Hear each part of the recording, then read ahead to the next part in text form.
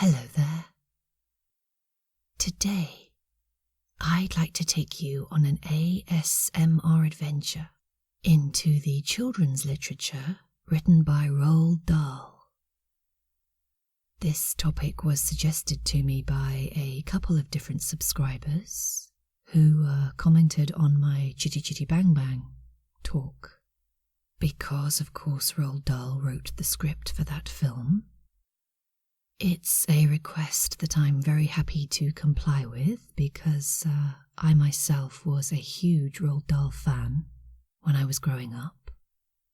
So we're going to take a brief look at his life during this talk, and then we're going to explore together 5 Roald Dahl books, which personally are my favourites and are beloved by many children and adults around the world. Just to warn you, in case you haven't already read these stories, I will be discussing some of the plot details, so there will be spoilers, but I'll mention the title of each book very clearly before I begin to talk about it. So if there's one that you haven't read, you can always skip over that section. As usual, our talk will be accompanied by a selection of images on a slideshow, and most of these images will be photographs of my personal collection of rather dog-eared Roald Dahl books. I think all of them are puffin paperbacks, and they've been read many, many times over the years, so they're all a little bit scruffy and certainly well loved. However, there's no need for you to look at the photographs of them if you don't want to. If you prefer, you can just close your eyes, relax, and let my voice guide you.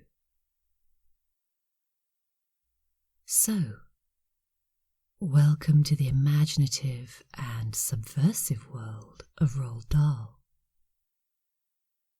Dahl was born in Cardiff, in Wales, in 1916, to Harold and Sophie Dahl.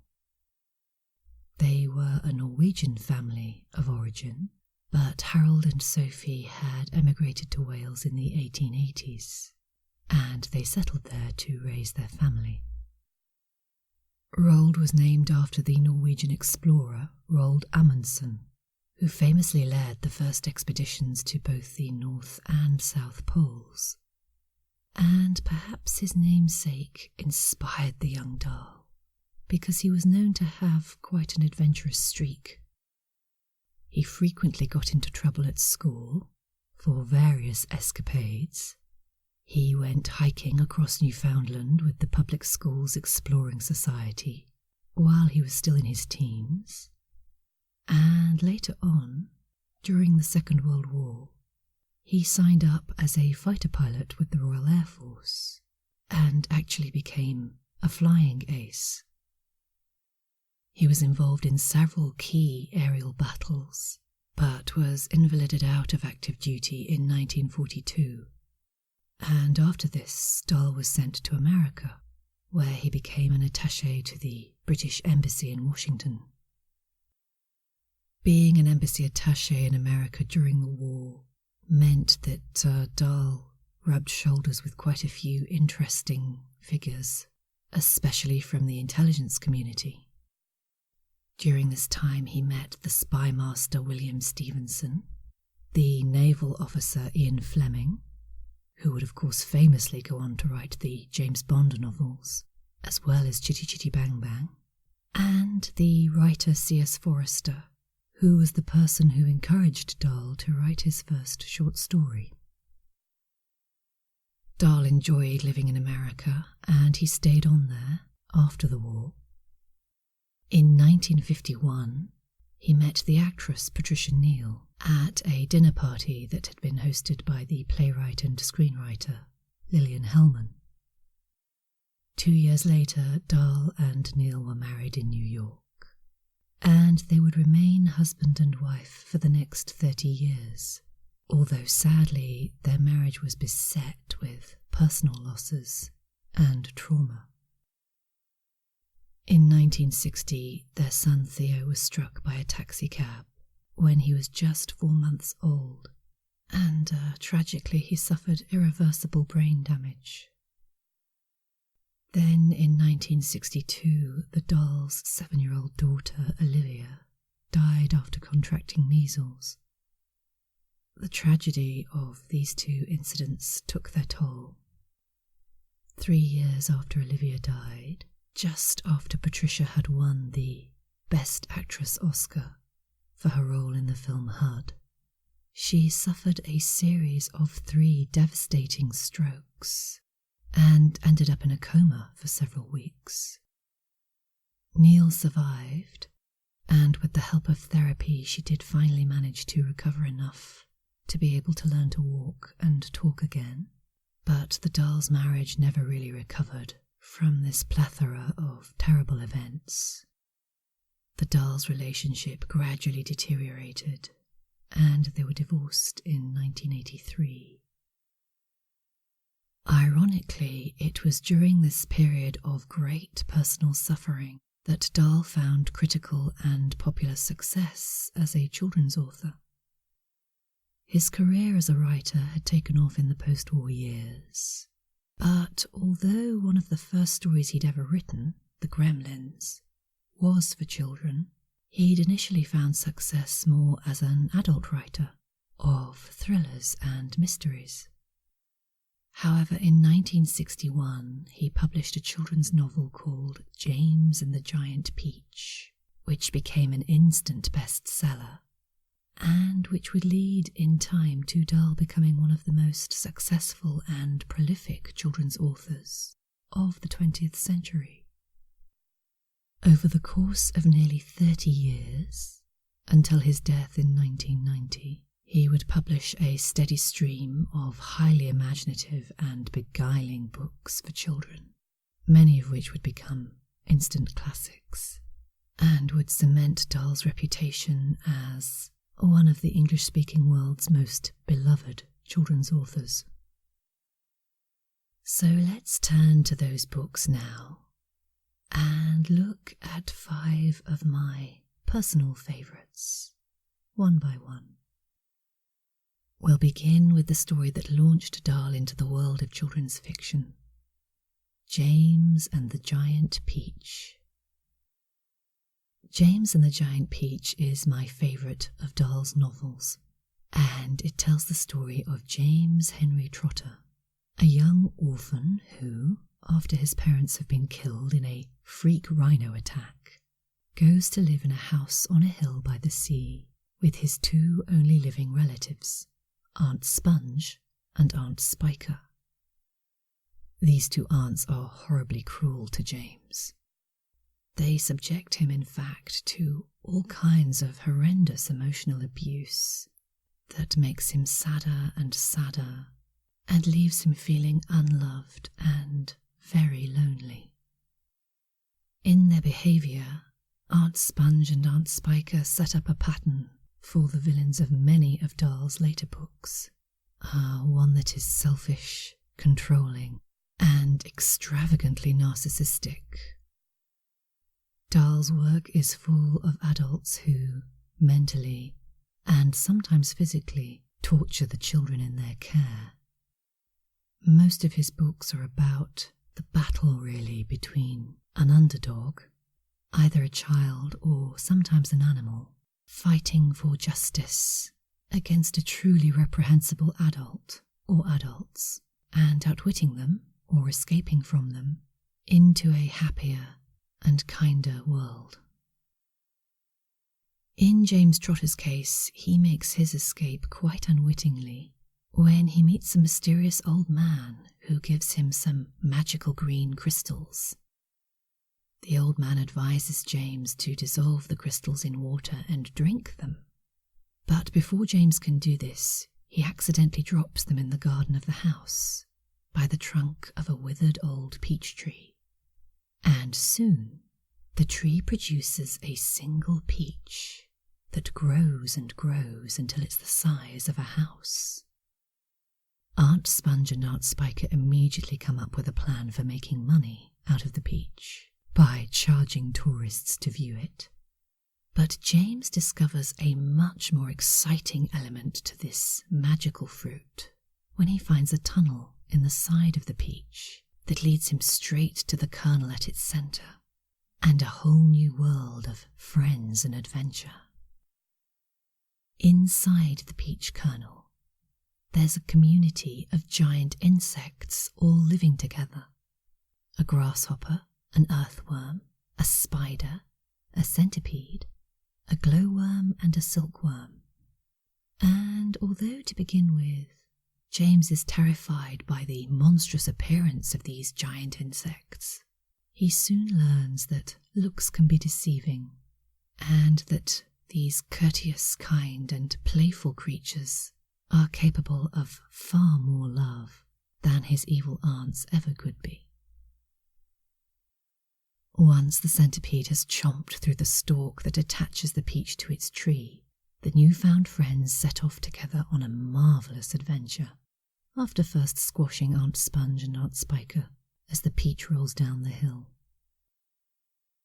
I absolutely loved this novel as a child, and I still think it's one of Dahl's most charming books. Sponge and Spiker are horribly cruel to James, but the main emphasis of the story is less on their cruelty and more on the friendship, courage and love that is shown by James and his insect friends.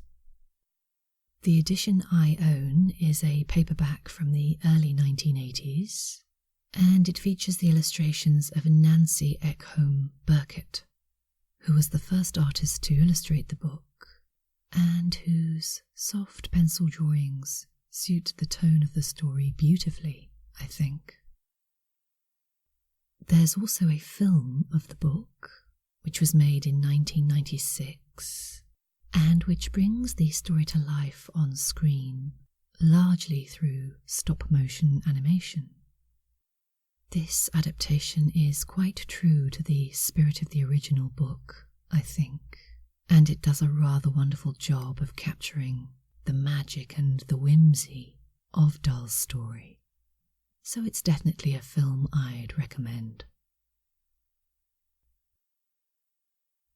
The second book in my selection is also the second children's novel Dahl published, Charlie and the Chocolate Factory. Charlie and the Chocolate Factory was written in 1964, and it tells the story of Charlie Bucket, a young boy who lives with his parents and two sets of grandparents in a very small wooden house at the edge of a great town. Dahl makes it clear right from the beginning of the novel that the Bucket family are very, very poor. Charlie's father is employed in a toothpaste factory, but even though he works very hard, his salary is very small, and consequently the family live in deep poverty. All of them are crammed into a tiny, inadequate house, and they pretty much exist on a diet of cabbage soup, because that's all they can afford to eat. Charlie himself is always hungry, but he's a very kind and considerate and loving little boy, and his grim and depressing world is changed forever when he opens a chocolate bar and finds a golden ticket to visit Willy Wonka's chocolate factory. Willy Wonka is a secretive and eccentric inventor of marvellous sweets and chocolate bars, and his factory is a mysterious and magical place that is both enchanting and also somewhat scary. 5 children in total win golden tickets to visit and explore the factory with Willy Wonka, and accompanied by his Grandpa Joe, Charlie goes on a tour of the building with the 4 other children, Augustus Gloop, Veruca Salt, Violet Beauregard, and Mike TV. As they visit the many marvellous rooms in the factory, the other children, who are all spoilt and selfish, gradually disappear or are taken away as one by one their bad behaviour leads them into trouble and they are forced to face the consequences of their actions through a variety of comic but also traumatic incidents. Only the kind and thoughtful Charlie manages to last right through until the end of the tour, and his reward is to be invited by Willy Wonka to come and live at the wonderful chocolate factory, along with his whole family. To this day, Charlie and the Chocolate Factory remains Roald Dahl's best-selling book, and it's easy to see why. It's a Cinderella story of sorts, a rags-to-riches tale in which goodness and decency triumph over greed, meanness and selfishness.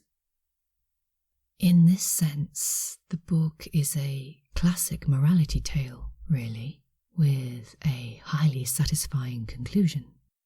The good live happily ever after, and the bad are punished. However, the story also appeals to children at a far more immediate level, I think, mainly because of its fantastical depictions of delicious sweets that have wonderful and imaginative magical properties. Everlasting gobstoppers, rivers of chocolate, lickable wallpaper, fizzy drinks that lift you up into the air. All these fabulous and colourful imaginings are guaranteed to beguile the mind of the average child, and quite a few adults as well, I'm guessing.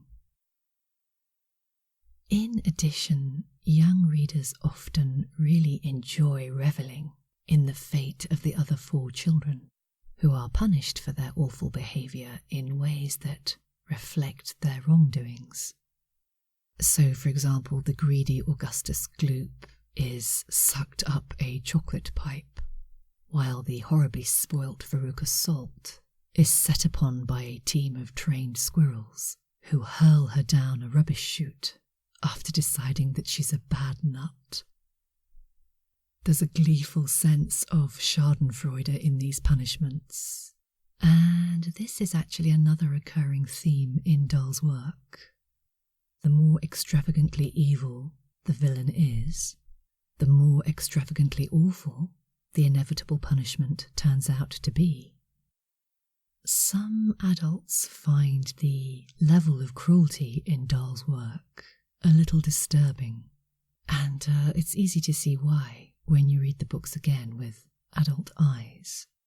There is a certain relish in both the writing of the villains themselves, with their dreadful toxic and damaging behaviours, and also in the final denouements when they are punished and humiliated, and even occasionally killed, as in the fate of Aunt Sponge and Aunt Spiker. However, I would say that most children respond to this dark streak in Dahl's books with great enthusiasm. They seem to enjoy the fact that the punishment always fits the crime. And I certainly enjoyed reading Charlie and the Chocolate Factory when I was a child. There's also a sequel called Charlie and the Great Glass Elevator, and my copies of both of these books are also paperbacks that date from the early 80s, I think from 1981. The cover of Charlie and the Chocolate Factory features an illustration by Faith Jacques, which depicts the Great Gum Machine. This is one of the inventions that the children encounter in the factory. It's a huge and imposing contraption that has a multitude of glass tubes coming out of it, and these pour out all the different gum flavours in a myriad of rainbow colours. I loved this cover when I was a child, and it's a fitting illustration for the book because the story itself is hugely colourful. Perhaps it's this heightened colour too that has made the book a tempting subject for filmmakers over the years. It's been adapted for the screen twice, first in 1971 and then again in 2005. Both of these film adaptations have lots of fans. Some people love the 2005 film that stars Johnny Depp, and lots of people adore the 1971 version which stars Gene Wilder. However, I have to confess that personally I'm not keen on either of these films. Sorry, they're just not for me. I don't think either of them do justice to the original book. And it's a shame because the story lends itself to being made into a film, I think.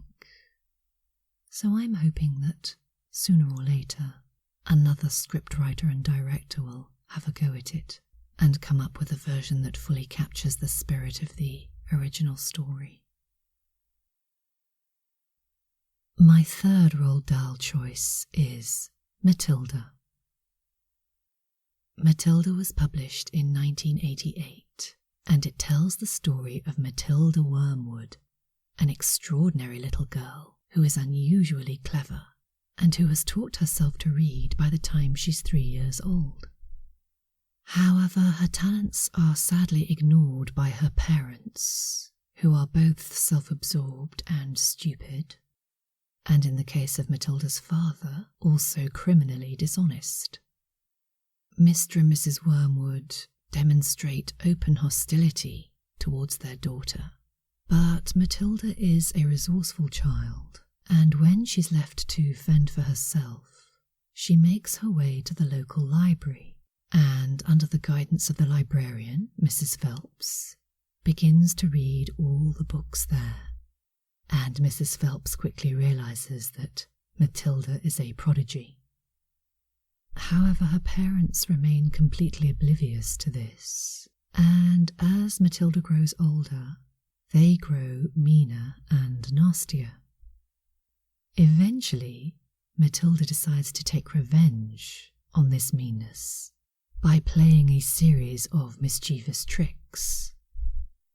Her father is a vain and arrogant used car salesman who cheats his customers, and in order to pay him back, Matilda puts superglue on the inside of his hat so that it sticks to his head and has to be cut off. She then terrorizes her entire family by borrowing a talking parrot from a friend and using it to pretend that there's a ghost in the house chimney. She then finally targets her father once more by tricking him into bleaching his hair with peroxide. These episodes of mischievous revenge are written, again with great relish. However, the story moves on once Matilda starts to go to school. There, she meets her lovely class teacher, Miss Honey, and she also meets the terrifying school headmistress, Miss Trunchbull. Miss Trunchbull hates children even more than Matilda's parents do, and she exacts all sorts of cruel, violent, and horribly unfair punishments on the schoolgirls and boys who are unlucky enough to draw her attention. Later on in the book, we discover that Miss Trunchbull is also Miss Honey's aunt, and that she's actually cheated her out of the house and money that was left to Miss Honey by her parents. So Miss Trunchbull is set up as the big villain of the story, and Matilda is finally able to pay her back when she develops mysterious kinetic powers. She finds, after one particular run-in with Miss Trunchbull, that she can use the power of her mind to move objects, and this enables her to frighten the evil headmistress and terrify her into returning Miss Honey's house and money. And the story ends happily with Miss Trunchbull leaving the school forever, and with Matilda going to live with Miss Honey after her father's criminal activities have been discovered by the police. As a novel, Matilda revisits many of the recurring themes in Roald Dahl's earlier stories. One earlier book that he wrote was called The Magic Finger, And in that story, the unnamed child heroine also uses a strange power to take revenge on terrifyingly cruel and narcissistic adults. This turning of the tables upon those who have power and those who abuse their power by those who are ostensibly powerless is a theme that crops up again and again in Dahl's work. Fantastic Mr. Fox, The Witches, The Twits. These books all feature monstrous grown-ups who are overcome by clever and resourceful children, or clever and resourceful animals. They're all child revenge fantasies in a way, and this provides Dahl's work with a strong sense of anarchy that I think appeals to adult readers as well as to children. Matilda was made into a Hollywood film in 1996, and again it's beloved by many people, especially those who were children themselves in the mid-90s. I personally feel that the film isn't as charming or as quirky as the original book, but there is much to enjoy in it. My own copy of Matilda is another Puffin paperback that dates from 1989, and it features the illustrations of Quentin Blake. Blake is a fabulous illustrator who's still going strong at the age of 87, and whose highly original harum-scarum style of drawing suits the eccentric humour of Roald Dahl's books perfectly. He began collaborating with Dahl in the early 80s. I think the first book they did together was The Enormous Crocodile, and Blake went on to illustrate all of Dahl's titles. And in fact, the two remaining Dahl books that we're going to look at also feature his wonderful drawings. So the next book we're going to look at is Ezio Trott. Ezio Trott was first published in 1990, and I have a confession to make because I didn't actually read it when it first came out. By 1990, I was pretty much almost a grown-up. I was on my way to university to study English literature, and so I had lots of other books to read, and I didn't actually get around to reading Ezio Trott until many, many years after it had been published. I was actually performing in a pantomime tour at the time, acting in a theatrical production of Aladdin that was being toured around lots of different schools. In one of the schools we visited, we were given a classroom to use as a dressing room and green room, and in this classroom there was a copy of Ezio Trott sitting on a table. After I'd got into my costume and makeup, I found myself with quite a lot of time to kill before the beginner's call for the start of the play. So I picked up the book and started to read it. And I enjoyed it so much that later on that day, after Aladdin was finished, I nipped down to the local bookshop and bought a copy for myself so that I could finish reading the story. Ezio Trott is the heartwarming tale of a kind and eccentric old gentleman called Mr. Hoppy, who is in love with his downstairs neighbour, Mrs. Silver. Although they have friendly chats with each other from their respective apartment balconies, Mr. Hoppy is far too shy to tell Mrs. Silver how he feels about her. So instead, he gives her a spell. Mrs. Silver has a pet tortoise called Alfie, and she's very sad because Alfie never seems to grow any bigger. So Mr. Hoppy gives her this piece of paper and tells her that it's a spell that will help Alfie to grow larger. In fact, it's nothing more than a rhyme written out backwards, and of course the words Eziotrot are tortoise, spelled back to front. There's no real magical power involved at all.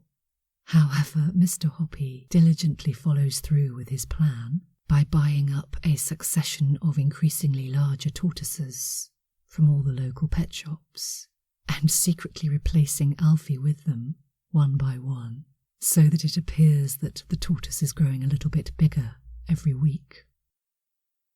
Eventually, the imposter Alfie is so large that he can't fit through the door to his tortoise house, and Mrs. Silver is amazed. She invites Mr. Hoppy down to her flat to see the transformation for himself, and she confesses to him that she's a little bit concerned about just how large Alfie has grown, and by the fact that he can no longer fit into his tortoise house. So then Mr. Hoppy gives her another spell, which will supposedly shrink Alfie back to his original size, and he gradually replaces the tortoises again, one by one, this time so that they appear to grow smaller. This convoluted plan pays off because in time Mr. Hoppy is able to confess his love to Mrs. Silver, and eventually they get married. What I love about Eziotrot is that while it contains a hefty dose of the anarchic and whimsical humour that features in all of Roald Dahl's work, the story is also warmer and gentler than many of his other books. There's no violence or sadism in Eziotrot. The cruel, harsh adversaries that loom so large in his other novels are mercifully absent from this story. It could be that the lack of a revenge narrative makes the novel less satisfyingly gleeful to a child reader, but speaking as an adult who is all too aware of the cruelty that's perpetrated in the world, especially against the powerless and the innocent, I must say that I find the gentle Mr. Hoppy and the enthusiastic Mrs. Silver a welcome relief after the terrors of Miss Trunchbull and Dahl's other vicious villains. Eziotrot was adapted for the screen a few years ago by the BBC, with Dustin Hoffman as Mr. Hoppy and Judi Dench as Mrs. Silver. And as they are both superb actors, they naturally do full justice to the roles. I found it to be a rather delightful little family film, and I think it's well worth seeking out and watching if you're a fan of the book. My final Roald Dahl choice isn't actually a novel.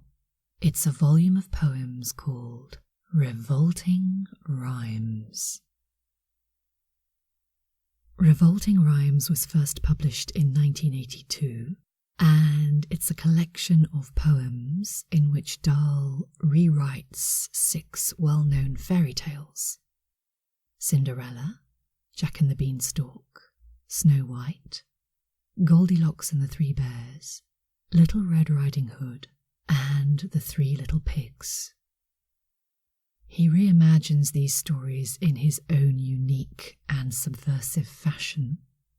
Each of the tales retains recognizable elements from the original classic stories, but Dahl subverts every single one of them in often surprising and delightfully anarchic ways. For example, in Cinderella, the story progresses along the usual lines, with Cinderella meeting the prince, etc., etc., until the very end. Then the prince suddenly reveals that he has psychopathic tendencies. He chops off the heads of both of Cinderella's stepsisters, and then he goes after Cindy herself with his sword. So Cindy calls upon her fairy godmother, who grants her the wish that she can be married to a good man. And instead of going to live in the castle with the psychotic prince, she ends up married to a jam maker. Meanwhile, in Little Red Riding Hood, which is my favourite of the poems, Red turns out to be more than a match for the big bad wolf, who is quickly and coolly dispatched with, and Red then subsequently goes on to have another memorable animal encounter when she meets the 3 little pigs as well. While James and the Giant Peach is my favourite Roald Dahl novel, Revolting Rhymes is my overall favourite. I've always loved fairy tales. As an adult, I've written several fairy tales myself, both for the stage and for audio. And I'm a huge fan of authors like Angela Carter, Neil Gaiman, Jane Yolen, and Margaret Atwood, who have taken on traditional fairy tales and subverted them. Fairy tales, in fact, have always been shapeshifters. They change from generation to generation to reflect the culture and society of the storyteller. And so this subverting process honours a tradition that goes back long before the stories were solidified into print by Boccaccio and Perrault and the Brothers Grimm. Of course, I didn't know any of this when I was a child, but nevertheless, Roald Dahl's Revolting Rhymes was the first book that taught me, at a young age, that fairy tales can be played with, that you can change the endings and reinterpret the characters, that the heroines and heroes could become villains, and the villains could become heroes. This collection of poems taught me that, actually, anything is possible in a fairy tale. And so consequently, I think Dahl was probably a very strong early influence on my own creative work, for which I'm hugely grateful. His delightfully eccentric and wonderfully anarchic rhymes helped to shape the way I think about fairy tales, and that has in turn shaped a lot of the work I do as an adult in my professional working life as a scriptwriter and storyteller.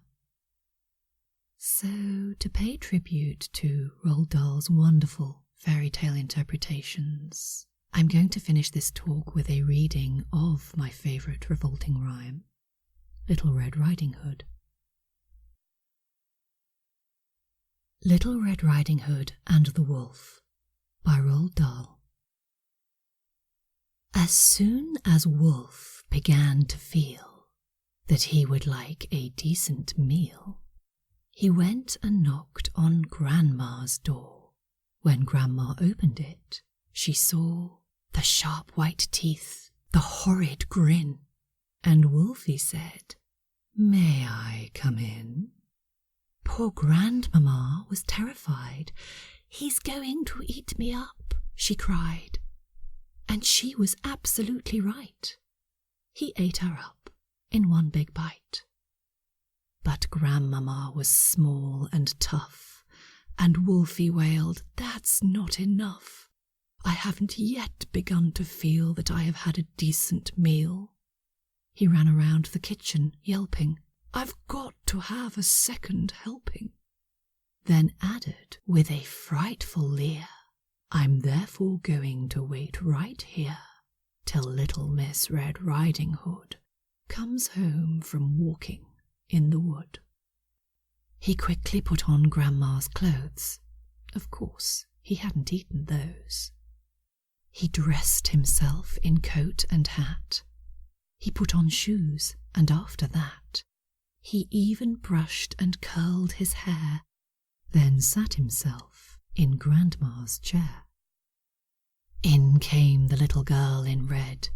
She stopped, she stared, and then she said, "What great big ears you have, Grandma." "All the better to hear you with," the wolf replied. "What great big eyes you have, Grandma," said Little Red Riding Hood. "All the better to see you with," the wolf replied. He sat there watching her and smiled. He thought, I'm going to eat this child. Compared with her old grandmamma, she's going to taste like caviar. Then Little Red Riding Hood said, But Grandma, what a lovely great big furry coat you have on. That's wrong, cried Wolf. Have you forgot to tell me what big teeth I've got? Ah, well, no matter what you say, I'm going to eat you anyway. The small girl smiles. One eyelid flickers. She whips a pistol from her knickers. She aims it at the creature's head, and bang, bang, bang, she shoots him dead. A few weeks later, in the wood, I came across Miss Riding Hood. But what a change! No cloak of red, no silly hood upon her head. She said, Hello, and please do note my lovely furry wolfskin coat.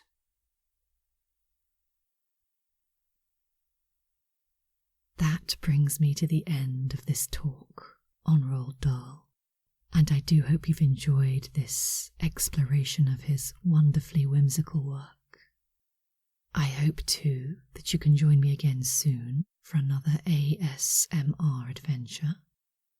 And until then, thank you for your company. Goodbye.